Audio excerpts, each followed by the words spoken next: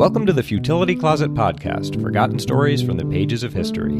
Visit us online to sample more than 9,000 quirky curiosities, from crevasse etiquette to an astral MP. This is episode 169. I'm Greg Ross. And I'm Sharon Ross. Ships need a reliable way to know their exact location at sea, and for centuries the lack of a dependable method caused shipwrecks and economic havoc for every seafaring nation. In today's show, we'll meet John Harrison, the self-taught English clockmaker who dedicated his life to crafting a reliable solution to this crucial problem. We'll also admire a dentist and puzzle over a magic bus stop. We note our position on the Earth's surface using latitude and longitude. Latitude gives your position north or south, and longitude east or west. It's been done that way at least since Ptolemy compiled the first world atlas in AD 150. At sea, sailors could generally learn their latitude by observing the North Star or the noonday sun and then just measuring its angle above the horizon. That would tell you how far north or south you were. Longitude is trickier. Because the world is constantly spinning, one place tends to look like another. If you know the accurate local time aboard your ship, and also the time back at your home port, then you can work out your longitude. The Earth makes one complete rotation in 24 hours, so in 1 hour it turns 15 degrees. That means if your ship clock, the local time, is 1 hour different from the time at your home port, that means that you're 15 degrees of longitude away from home. And at the equator, that's about 1,000 miles. So in principle, that's a solution. The navigator brings two clocks with him on a voyage. The first one he sets to the time at his home port as he's leaving, so he'll always know the time there. And the second one he sets to the local time on the ship as it travels across the sea, and he can do that by just observing the sun. So each day he resets the ship's clock to local noon and then compares it to the home port clock, and the difference between the two will tell him how far east or west he's traveled from the home port. The trouble with all of this is that a conventional pendulum clock is useless aboard a rolling ship. It slows down or it speeds up or it stops altogether. Changes in temperature can cause its metal parts to expand or contract. The salt air can affect the workings of the clock, and so can changes in barometric pressure and even subtle variations in gravity between latitudes.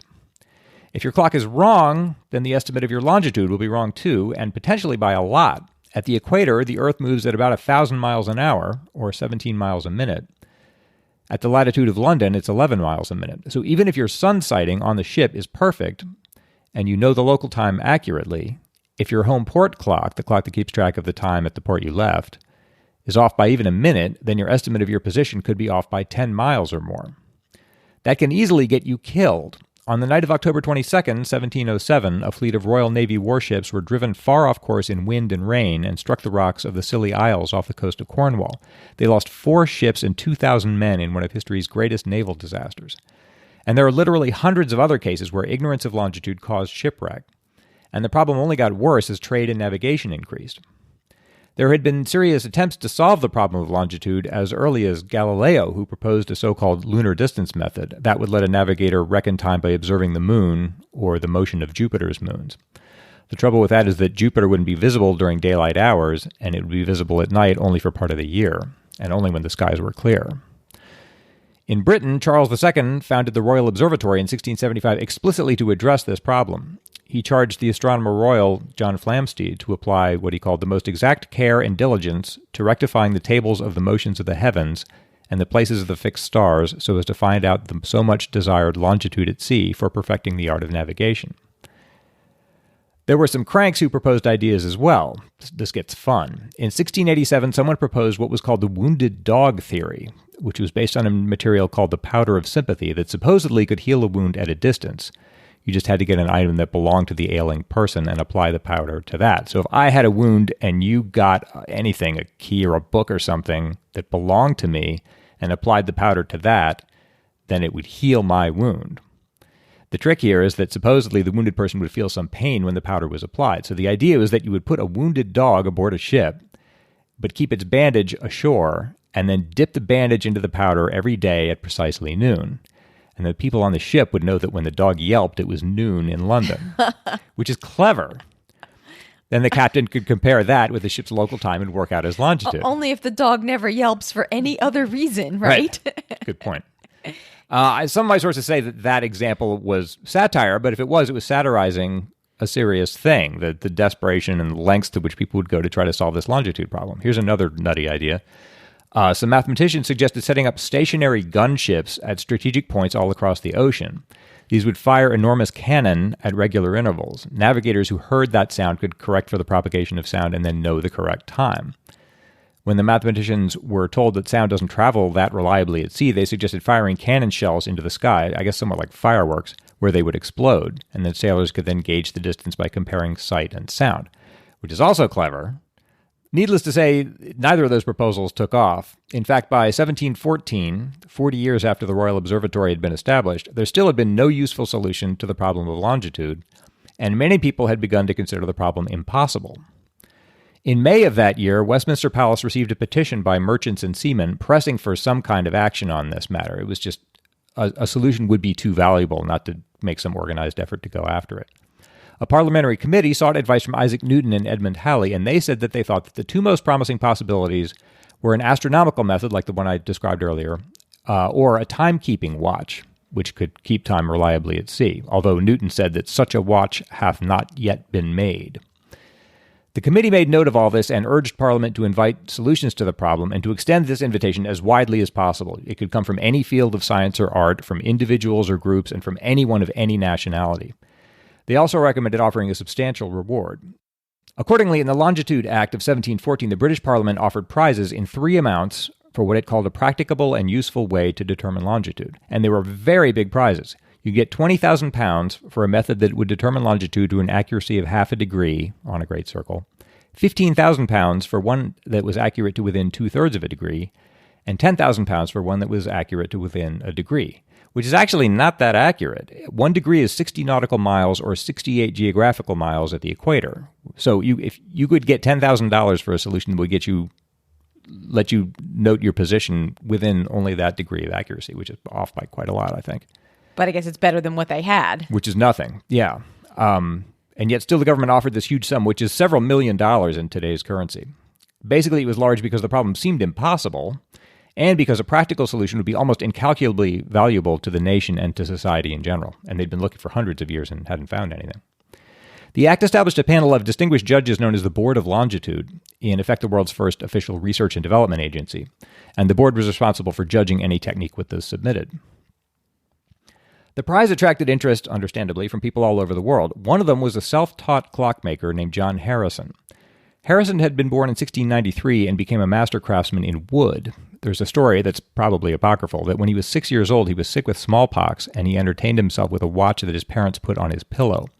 Watches in those days were very large, and he would have been able to see the relationship between the ticking of the watch and its mechanical action. Whether or not that's true, he conceived a fascination with clocks, and he found that he had a great talent for designing them, despite having no formal education or apprenticeship to a watchmaker. His father was a carpenter by trade, but occasionally he repaired clocks, and John would assist him when he was old enough.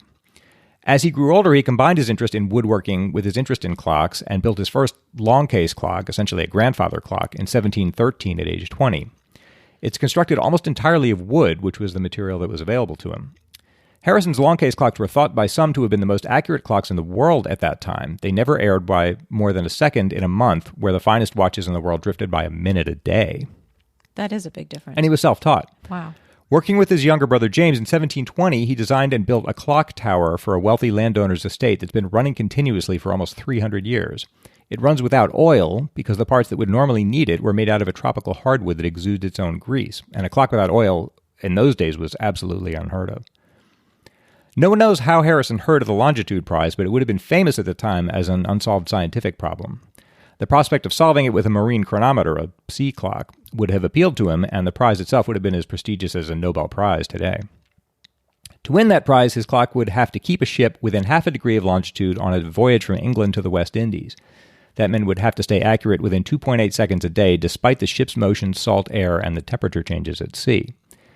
He started with a land clock that was much more accurate than the others that were in use at the time. Like the tower clock, he fashioned it so that it didn't need lubricating oil, which was a leading reason for clock failure. Oils tended to dry out in the summer to get thicker in the winter. And he envisioned a new mechanism to use in place of a pendulum. This was a pair of counter-oscillating weighted beams connected by springs that would maintain their accuracy even in rolling seas and get past this problem of pendulums just not working at sea. After 5 years of work, he made the 200-mile journey to London in 1730 to present his work to the Board of Longitude. When he got there, he found the board had never even met. The responses to their challenge had been so mediocre that individual members had simply sent rejection letters to them. In fact, the board would never meet unless a quorum of 5 members required it, and so far no entry had attracted that much interest. Oh, the wounded dog thing didn't. I wonder about that. Harrison had heard of Edmund Halley, the Astronomer Royal at this point, and went to see him. Halley received him kindly and was impressed with his drawings, but he knew that the board wouldn't like a mechanical solution. They were more inclined, most of them were astronomers, and they were inclined toward one of these astronomical solutions where you would observe the sky and reckon the time and your position by that. So Halley sent Harrison to see George Graham, who was the country's foremost clockmaker. Graham was very impressed, though. In fact, he invited Harrison to stay to dinner and even loaned him money on their first meeting, which is pretty good.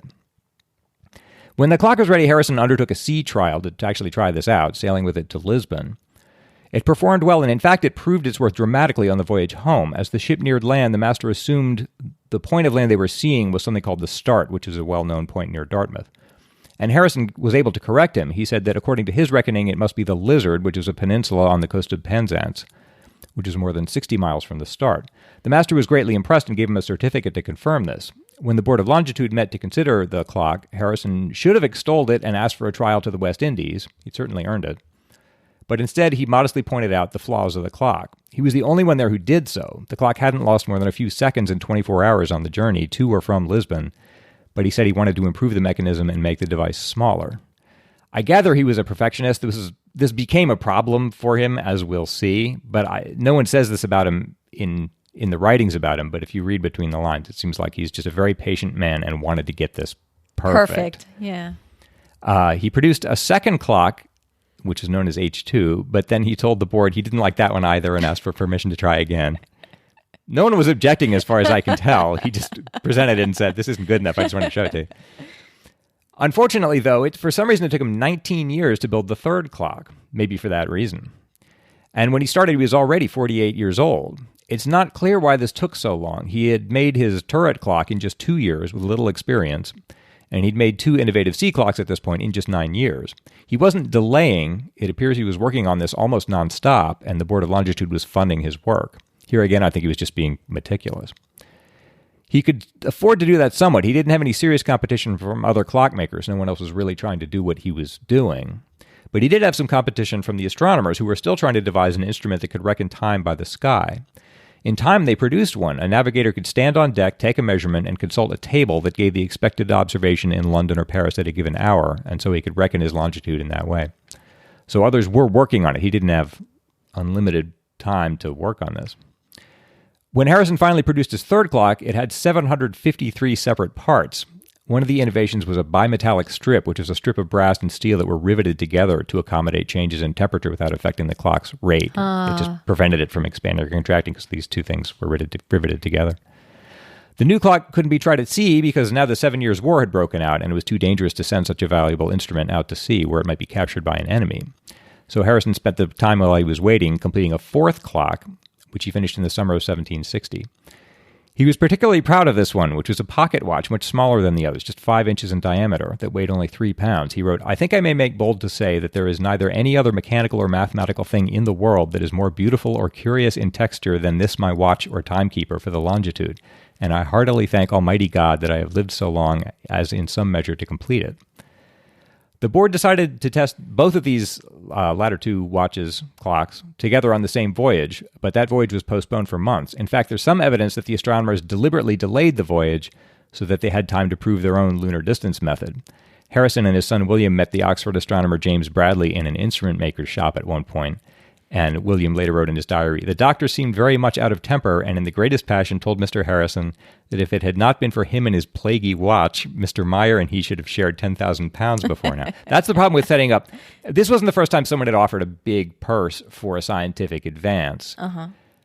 And there are a lot of good reasons to do that. It does attract people like Harrison in this case. But the trouble with offering too much money is that you're sort of pitting people against each other. So ideally, you'd want all the competitors to just want the best idea to win. And maybe work collaboratively if possible. Yeah, or at least acknowledge each other's merit. But here, you can sort of see they're just competing for the money. Right. And the winner might be something that's just politically expedient or well-funded rather than actually the best solution. As the Astronomer Royal, Bradley served on the board and was therefore a judge in the prize. William finally departed in November with Harrison's watch on this sea trial. They arrived in Jamaica after 3 months, on January 19, 1762, and found that the watch had lost only 5 seconds after 81 days at sea, which is amazing.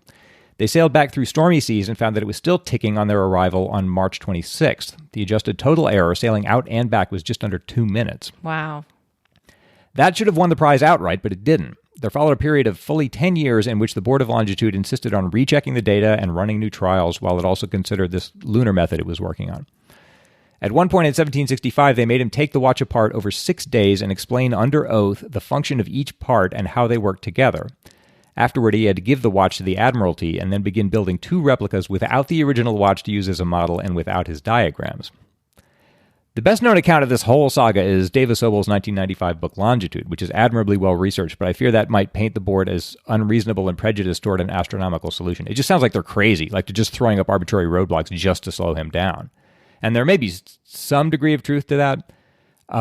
Harrison's Sea Watch did meet the requirements of the prize. In fact, in its second sea trial, it was 3 times more accurate than the prize demanded. But there were also some good reasons to oppose it. It was complicated and it was expensive. The whole point of this undertaking was to come up with a solution that could be used widely around the world. But watchmaker Larkham Kendall said, "I am of the opinion that it would be many years, if ever, before a watch of the same kind with that of Mr. Harrison's could be afforded for £200. By comparison, a good sextant and a set of lunar distance tables cost 1/10 of that, and the sky was available for anyone to use. So for that reason, this astronomical method, if they could get it to work reliably, would have been preferable. I mean, there was a good argument to be made there. Anyway, it took Harrison 5 years to make the first of the 2 replicas that the board had asked of him. He spent another 2 years making adjustments to it, and by that time he was 79 years old. He didn't see how he could possibly make the second watch, so in January 1772, his son William wrote to the king, George III, telling him the whole story and asking him to intercede. The king's private science tutor put Harrison's clock through an indoor trial of 6 weeks and found that it met the requirements. George said, "By God, Harrison, I will see you righted." He appealed directly to the Prime Minister and to Parliament, and by the end of June, Harrison got £8,750 as a bounty, awarded by the benevolence of Parliament. He didn't actually win the prize itself. Parliament was just giving it to him out of their own benevolence. But it was nearly the amount that was still owed to him, so it comes to the same thing. In fact, sadly, the prize itself was never claimed. Parliament laid out the requirements that were so onerous that in the end no one chose to attempt them.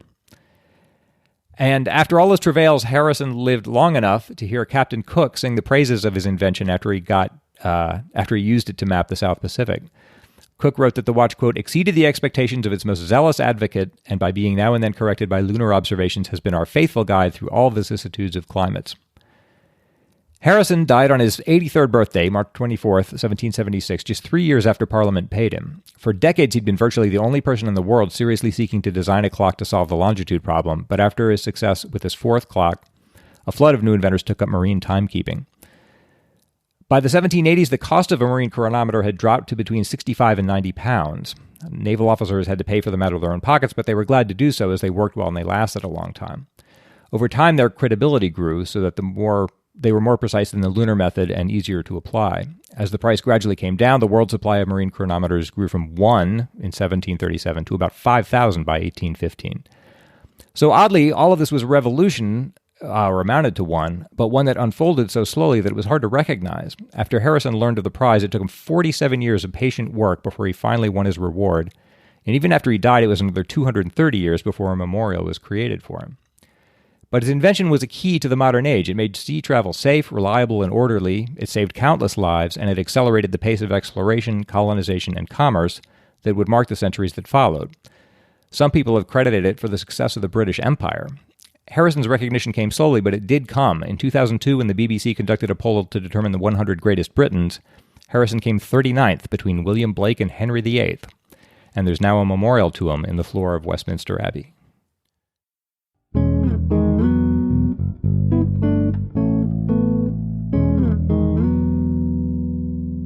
Salman Rushdie, one of the greatest storytellers of our time, is back with a new novel called The Golden House. Written in a style that only a master like Rushdie can pull off, The Golden House is a contemporary novel about identity, truth, terror, and lies. Set against the exuberant backdrop of current American culture and politics, ripped from today's headlines, The Golden House is a thrilling story about a real estate tycoon and his mysterious, powerful, corrupt family. The Goldens have recently moved into a pocket of New York City and seem to be hiding in plain sight until an aspiring filmmaker decides their family will be the subject of his next project. Overflowing with inventiveness, humor, and a touch of magic, The Golden House is a celebration of human nature, a great American novel, a tale of exile wrapped in a murder mystery, a meditation on the nature of good and evil, a thrilling page-turner, and a coming-of-age story for the ages. Buy your copy of The Golden House now, available wherever books are sold.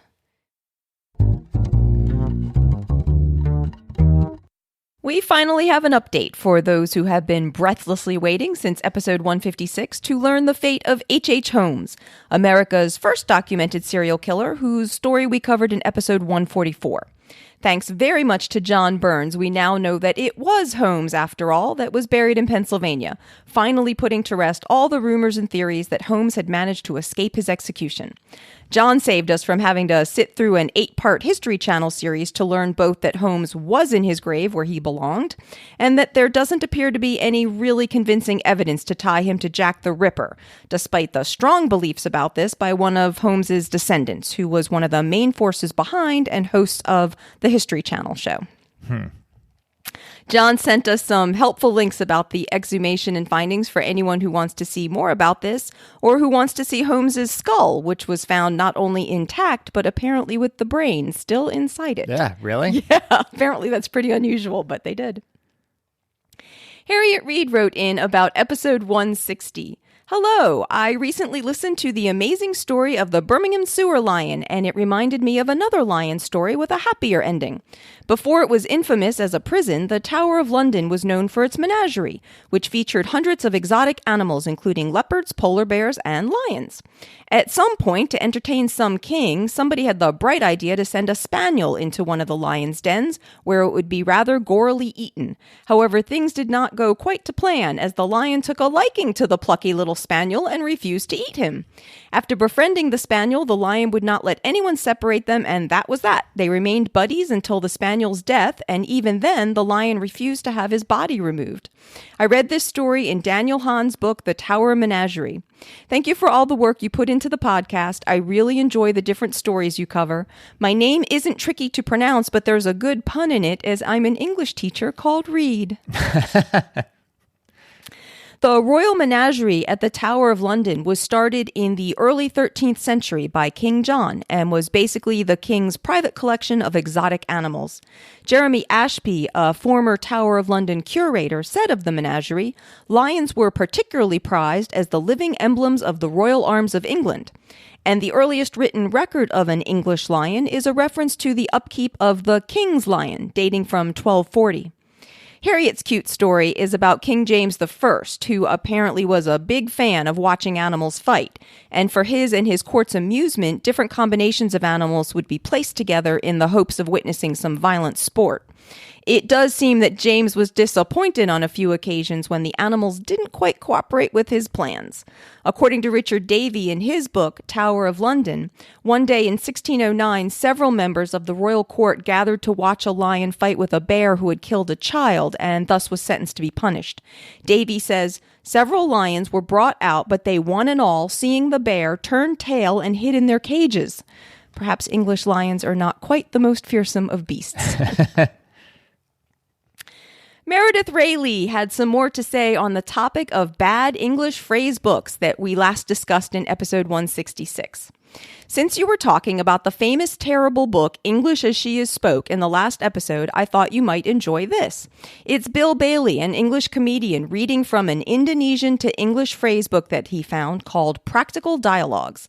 There was actually more in the original show, including, I think, a discussion of nuclear power, very practical for the average tourist, but this gives you some idea of how impractical the dialogues are. And Harriet sent a link to a very funny clip that contained a couple of terrific practical dialogues. I won't be able to match Bill Bailey, but one of them was, I am going to see the dentist. Right now? By 5 o'clock. What for? To have a tooth out. What is the dentist's name? Fadley. He is also an actor, isn't he? Yes, he is. You are lucky. Why? You have handsome dentist. And I'm so sure we can all relate to having had just that conversation with someone, because isn't everyone's dentist also an actor? Yeah, and you're having a conversation, and that's such a useful phrase that you have to pull out your booklet and look it up. So I was so tickled by the examples in Harriet's clip that I tried to find more on this online and was able to find a Tumblr post that had a couple of other pages of the book visible. If anyone else can find more of this book, please do send it in to us. But here's another dialogue that I was able to make out from the Tumblr post. And remember, these are supposed to be practical dialogues. Is smuggling forbidden? Yes, it is. Why? It gets goods secretly and illegally. What do you call a person who smuggles? A smugglers. There are many smugglers in the world, aren't there? Yes, there are. What will happen if I smuggle opium into Malaysia? You will be hanged. So there you go. A totally useful book if you are Indonesian and were just desperate to be able to ask in English what would happen to you if you smuggled opium into Malaysia. Yeah. Or if you needed to inform some of the consequences of smuggling opium. Because who doesn't need that, right? Right. So thanks so much to everyone who writes into us. If you have any questions or comments for us or examples of other bad phrase books, please send them to podcast@futilitycloset.com. It's my turn to try to solve a lateral thinking puzzle. Greg is going to give me a strange sounding situation, and I have to try to work out what is going on, asking only yes or no questions. This is from listener Oskar Sigvardsson. In the German town of Dusseldorf, there's a bus stop that no buses ever stop at. Even so, people still wait at the bus stop trying to get home, and they do eventually arrive at their destination. What's going on? But you call it a bus stop. Yes. Did buses used to stop there? No. It's called a bus stop even though buses never stop there. That's right. Do they call something else in Germany a bus other than what I think of as a bus? Good question, but no. Okay. Does some other form of transportation stop there? No. Regularly or ever? Ever. No. But they do get home. You said they stop at the bus stop and then they get home eventually. They arrive at their destination. They arrive at their destination. Okay, let's back up. Are these human beings? Yes. Yes. Are they a particular demographic? Yes. A particular demographic. Does this have something to do with women giving birth? No. Babies arriving into the world? Oh, good. All right. No. It's like the name for like a maternity ward somewhere. No. The bus stop. You get a lot of credit for that. Oh, no. okay. Okay. So it's human beings, a particular demographic of human beings, a particular gender? No. A particular age group? Yes. Kids? No. Oh. Okay. They're euthanizing older people when they arrive at their destination. They call it the bus stop very euphemistically. No? Because it sounds innocuous. Yes. Okay. So it's not kids. Adults? More specific than adults? Yes, more specific than adults. When you say they arrive at their destination, is that sort of metaphorical? Do they actually travel anywhere? No, they don't. They don't travel anywhere? No. Okay. So a group of adults that isn't actually traveling anywhere. A specific age group of adults? Yes. Young adults? No. Older adults? Yes. More specific than that? No, not more specific than Are that. they alive when they go to the bus stop? Yes. Are they still alive when they reach their destination? Yes. Okay. Does this have something to do with some kind of convention in Germany that when you reach a certain age, you attain a certain status of some sort? No, but that's a good question. Okay. I'm sorry. Did you say it's a specific age, more specific than older adults? No, elderly people. Elderly people go to the bus stop. Yes. And then arrive at their destination. Is this specific to German people in some way? Not because they're German, but this happens to take place in Germany. In Germany. Could you envision it taking place in America? Yes. Okay. So elderly people go to what they call the bus stop. Yes. Would that be located inside of a building? No. So it's located outside of a building, and then they metaphorically arrive at some kind of destination. No, they arrive at a destination. Yes. Okay. All right. Elderly people. Does this have anything to do with health? Yes. Would you say that the bus stop is some sort of a medical facility? No, but it's outside a particular building. A building associated with health in some way? In some way, yeah. Associated with a medical facility in some way? I'm stuck on medical facilities? I'm going to say yes. This is all related to their health. This is all related to their health. Would you say that they all have roughly the same thing, like some kind of ailment or disorder, all of them that go to the bus stop? Yes. Would you say that it's more physical than cognitive? No. It is cognitive. Yep. They all have some kind of cognitive impairment? Yes. Do I need to know more specifically than that? Yes, I'd say so. Do they all have like dementia? Yes. Okay. So elderly people with dementia go to the bus stop. Is this designed to let them think they're going someplace? Like they're going home when they're not? Yes. Is there more to it than that? You've basically got it. The members of the Benrath Senior Center in Dusseldorf are 84 years old on average, and often their short-term memory is impaired while their long-term memory is still active. This means there's a danger that they'll leave the center trying to return to a life that they remember elsewhere. To protect against this, the center has built an exact replica of a standard bus stop. The seniors recognize the green and yellow bus sign and remember that waiting there means they will go home. So these patients tend to wait at the bus stop rather than leave the center.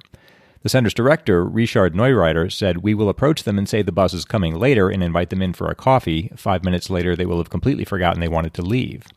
The idea has worked so well that it's been adopted by several other homes across Germany. That's actually a very good idea. Yeah. Wow. Especially if it works. So, thank you, Oscar. Yes, thank you so much. And if anybody else has a puzzle they'd like to send in for us to try, you can send it to us at podcast@futilitycloset.com. Futility Closet is a full-time commitment for us, and we really do depend on the support of our listeners. While we do have some advertising on the show, that doesn't by itself cover the big commitment of time that it takes us to make the podcast each week. So if you would like to help support our celebration of the quirky and the curious, then check out our Patreon campaign at patreon.com/futilitycloset, or see the Support Us section of the website. At the website, you'll also find over 9,000 concise curiosities, the Futility Closet store, links to the Futility Closet books, and the show notes for the podcast, with links and references for the topics we've covered. If you have any questions or comments for us, you can email us at podcast@futilitycloset.com. Our music was written and performed by the inimitable Doug Ross. Thanks for listening, and we'll talk to you next week.